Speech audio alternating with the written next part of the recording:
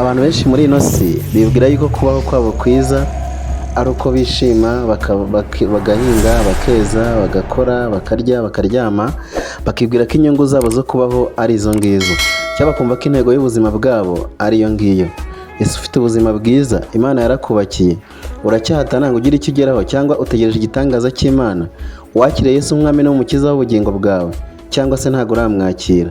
Ndagira ngo ubwire yuko gutunga Yesu ariyo nyungu ya mbere mu buzima bwawe wagatunze mu bindi byose ufite. Yesu urashaka kumenya inyungu zo kwakira Yesu Umwami n'Umukiza mu bugingo bwawe? Kora subscribe ubundi dukomeze ikiganiro cyacu.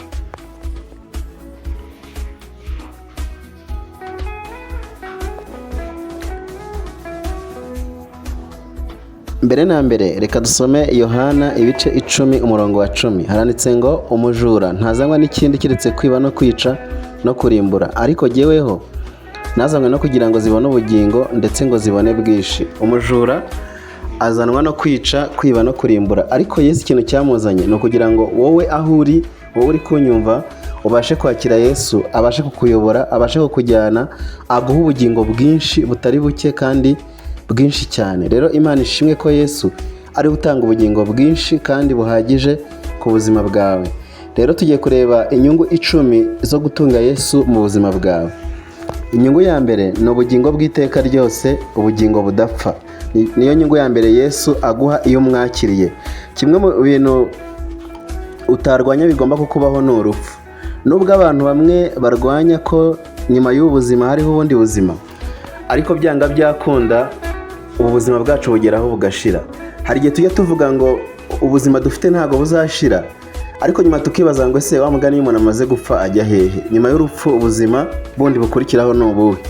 Bikarangira dushidikanyije twibaza ko nidupfa hari ibintu byinshi tuzabazwa cyangwa dufite gusubiza imbere y'Imana. Ariko Yesu ikibazo yaragikemuye, avuga yuko ari we nzira y'ukuri n'ubugingo, kandi avuga ko umuntu umwizeye azabaho iteka ryose atazigera apfa na gato. Dusome Yohana 3:16. Haranditse ngo kuko Imana yakunze abari mu isi cyane byatumye itanga umwana wayo w'ikinege kugira ngo umwizera wese atarimbuka ahubwo ahabwe ubugingo buhoraho. Iyi vaze irakumvisha yuko Yesu iyo umaze kumwakira utakirimbutse ahubwo aguhereza ubugingo buhoraho, kuko araza akakubera ubuzima, kandi yatanze ikiguzi cy'urupfu ku buzima bwawe kugira ngo wowe uze kubaho.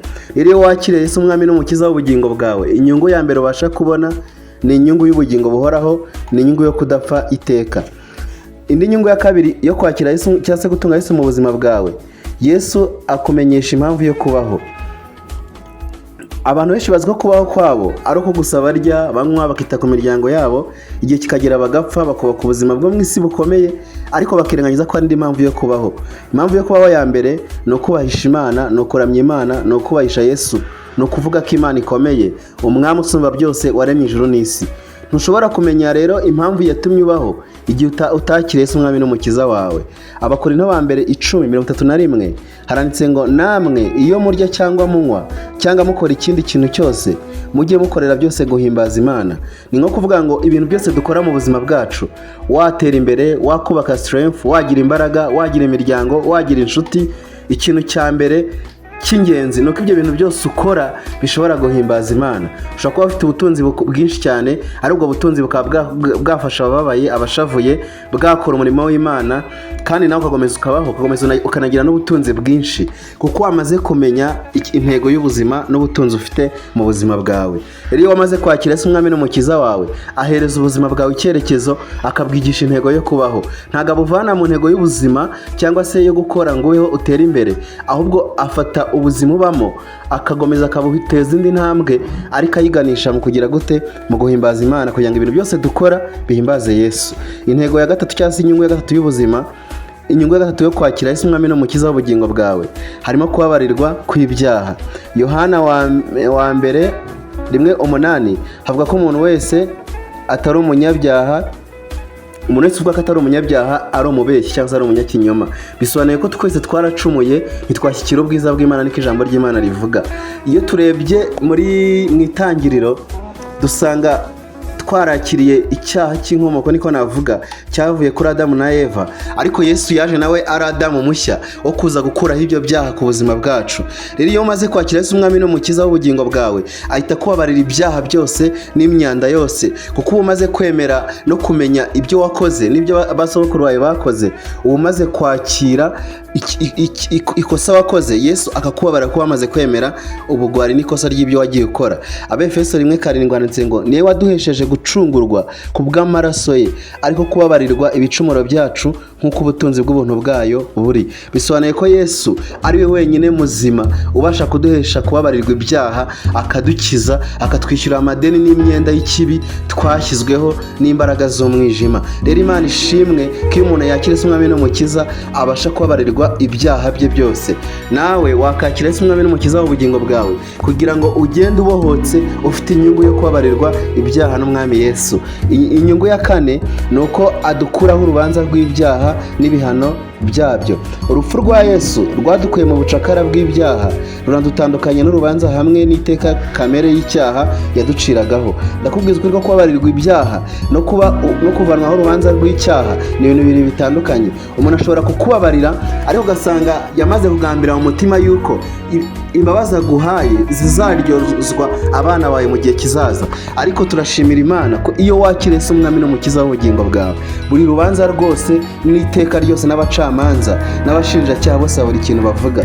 Dusome Abaroma 8:1-2. Haranditse ngo nuko rero noneho abari muri Kristo Yesu nta teka bazacirwaho kabiri, kuko iteka ry'umwuka w'ubugingo bwo muri Kristo Yesu ryambatuye ububata bw'iteka ry'ibyaha n'urupfu. Bisobanuye ko Yesu yaje atanga itegeko ry'umwuka w'ubugingo. Aravuga ngo nkuyeho ibyaha n'amateka n'imanza ku muntu wese unyizera akanyakira nk'umwami n'umukiza w'ubugingo bwe. Inyungu ya gatanu, relationship with God, cyangwa se Yesu akunga n'Imana, cyangwa se umubano wawe n'Imana uraguka. Yesu yakuyeho urusika n'igikuta cyadutanyaga n'Imana, cyangwa se cyadutandukanyaga n'Imana, atwunga nayo. Byatumye umubano wacu n'Imana utera imbere. Abefeso 2:16 handitse ngo kandi ngo bombi abagira umubiri umwe, abungishe n'Imana umusaraba awicishije bwa bwanzi. Bisobanuye ko mu buzima bwawe wowe niba utarakira Yesu umwami n'umukiza w'ubugingo bwawe n'uwamwakiriye, ndakubwira ko mu mateka yacu cyangwa se mu buzima bwacu harimo urusika rw'ikibi rutandukanya n'Imana. Ariko iyo wakira Yesu umwami n'umukiza w'ubugingo bwawe, araza akakugirira neza, akaguha umubano mwiza n'Imana. Abantu benshi ntago bazi ko urusika Yesu yaruciye. Ubu ngubu buri wese agomba kugera ku Mana. Niyo waba utarakizwa, utarakira Yesu umwami n'umukiza w'ubugingo bwawe, urwo rusika rwararangiye. Isaha n'isaha wahamagara Imana. Ushobora guterwa n'umwijima, ushobora guterwa n'abadayimoni na Satani, warangiza ukavuga ngo Mana ntabara, Imana ikagutabara. Ikintu ushaka kuvuga ni iki rero? Ibintu by'Imana bisanga twebwe twakira ibyakozwe, twakira ibyabaye, nitumara kubyakira Imana bwa buntu bwayo washe kuba applied ku buzima bwacu. Rero kugira ngo umubano wacu n'Imana ugire imbaraga, urwo rusika rwavuyeho, ariko hakeneye intambwe zacu zo kwegera Imana. Izo ntambwe kugira ngo zibeho ntiwazigira utakira Yesu umwami n'umukiza w'ubugingo bwawe. Rero ukeneye kwakira Yesu umwami n'umukiza w'ubugingo bwawe kugira ngo umubano wawe n'Imana ugaragare cyangwa ube uteye imbere. Inyungu ya gatandatu ni umwuka wera. Iyo wakiriye Yesu uhita uhabwa umwuka wera ngo ubashe kumenya gushishurirwa Imana n'ubwiru bwayo, kandi ngo ubashe kunesha ibyaha ubifashijwemo na mwuka wera. Yohana 14:26 handitse ngo, ubutumwa bwiza bwa Yohana 14:26 handitse ngo, ariko umufasha ari we mwuka wera, uwo Data azatuma mu izina ryanjye, niwe uzabigisha byose, abibutsa ibyo nababwiye byose. Umufasha w'umwuka wera namara kuza mu buzima bwawe, ukimara kwakira Yesu umwami n'umukiza, ukamara guhabwa umufasha w'umwuka wera, azakubwira byose, azakwigisha byose, azaguhishurira byose, kandi azatwibutsa byose, ibyo twibagiwe, ibyo tutabona, ibizaza, ibyashize n'ibiri kuba. Dushimira Imana ko yashyizeho umwuka wera kugira ngo ajye abasha kutwibutsa, atweze, aduhe kunesha, aduhe amahoro, kandi adukureho guhangayika.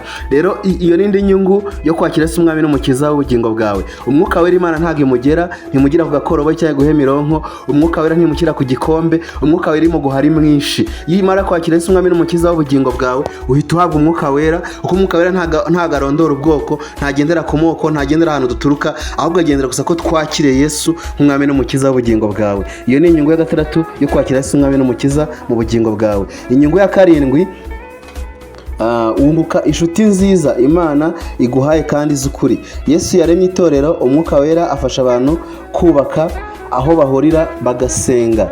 Byatumye uba umuryango uhuza abamwizerwa, n'itorero ryatumye uhinduka umuryango w'abizera Yesu. Iyo wakira Yesu nk'umwami n'umukiza w'ubugingo bwawe, uhita ubona itorero ryo gusengeramo, ubona ahantu uhurira n'abandi, ubona ahantu uhurira n'abizera, abantu badasinda, batarwana, bataroga n'ibindi, abantu bakira Yesu nk'umwami n'umukiza w'ubugingo bwawe. Ibyakozwe n'intumwa 2:42 handitse ngo bahoraga bashishikariye iby'intumwa zigishaga, bagasangira ibyabo no kumanyagura imitsima no gusenga. Iyo umaze kwakira Yesu nk'umwami n'umukiza w'ubugingo bwawe, uhita wakira itorero, wakira abantu bana nabo batandukanye n'abo mwari muri kumwe, mukiri muri kamere z'ibyaha, mugitwaga n'amategeko y'urupfu.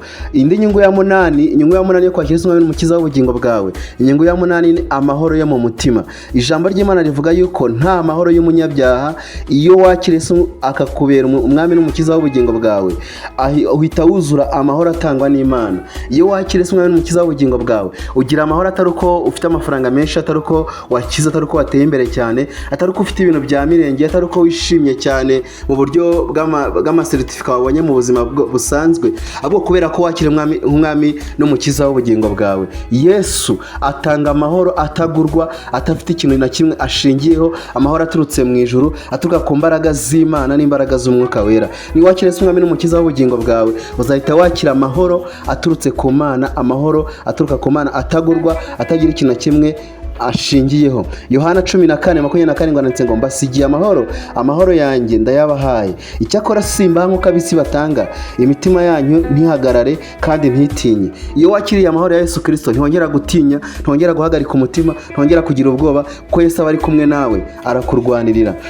Indi nyungu ya cyenda yo kwakira Yesu nk'umwami n'umukiza w'ubugingo bwawe ni ubudahangarwa uhabwa n'Imana. Iyo wakiriye Yesu uba ubaye umwana w'Imana, bivuze ko urindwa n'Imana, kandi mu maraso yiwe hatangirwa umudendezo, kandi amaraso ya Yesu uko agenda mu mitsi y'ubuzima bwawe no mu ngingo zawe, Satani n'abadayimoni baratinya, bagatinya umuntu urimo amaraso ya Yesu Kristo. Reka dusome Mariko 16:18 kugeza kuri 16:18 handitse ngo bazafata inzoka, kandi niba nk'ikintu cyica ntacyo kizabatwara na hato, bazarambika ibiganza ku barwayi bakire.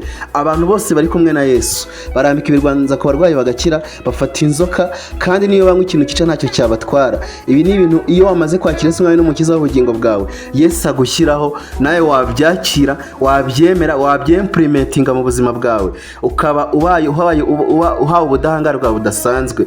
Bibiliya iravuga muri Zaburi 1:8 ngo uwa mugisha w'isumba byose azaba mu gicucu cy'ushobora byose, ngo ndabwira Uwiteka ngo uruhungiro bwanjye n'igihome kinkingira, Imana yanjye niringira. Aravuga ngo abantu 1000 bazagwa iruhande rwawe, ariko we nta kibi kizakugeraho, nta n'ikizegera ihema ryawe. Rero Imana ishimwe, iyo twakira Yesu nk'umwami n'umukiza w'ubugingo bwacu, ako kanya duhita duhabwa ubudahangarwa bw'Imana, ko tuba tubaye abana b'Imana, tuba tugiye mu nshingano z'Imana. Ni Imana ni ubwayo kuturinda, kuturwanirira, kutubera amaso no kuturinda imbaraga z'umwijima zavogera ubutware, zavogera inzu Imana yaduhaye kubamo, ari agakiza ka Yesu Kristo.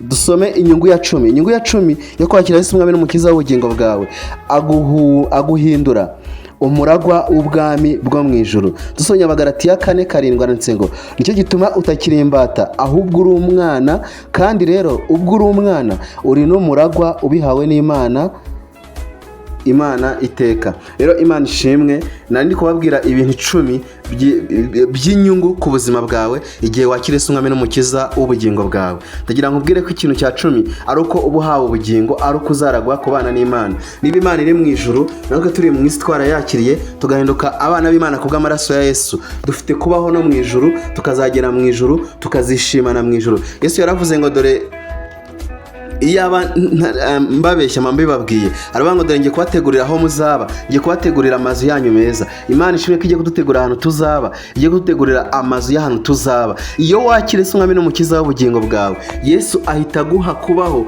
akakuraga, akaguha inzu, akaguha ikibanza mu ijuru ahantu uzatura, akanakubakira inzu nziza itameze nk'inzu zo mu isi, akakuvana mu buzima bubi bw'agahinda bw'ibibazo, ukibwira ko nyuma y'urupfu uzabona ubundi bugingo buhoraho. Icyo gituma abera bishima, abantu banezerwa, nuko bazi ko buno buzima nubwo bwatubabaza bukadushavuza, we are on the way, turi mu nzira, turi kugenda, turi kugana mu ijuru. Rero Imana ishimwe ko yaduhaye ubuzima buhoraho kandi izadukomeza iteka ryose. Nandi kubaganiriza ibintu 10 by'inyungu ku buzima bwawe igihe wakira Yesu Umwami n'Umukiza w'ubugingo bwawe. Rero abantu turi kumwe kuri Healing God Official, Imana ibahe umugisha kandi Imana ibakomeze ko mwabanye nanjye.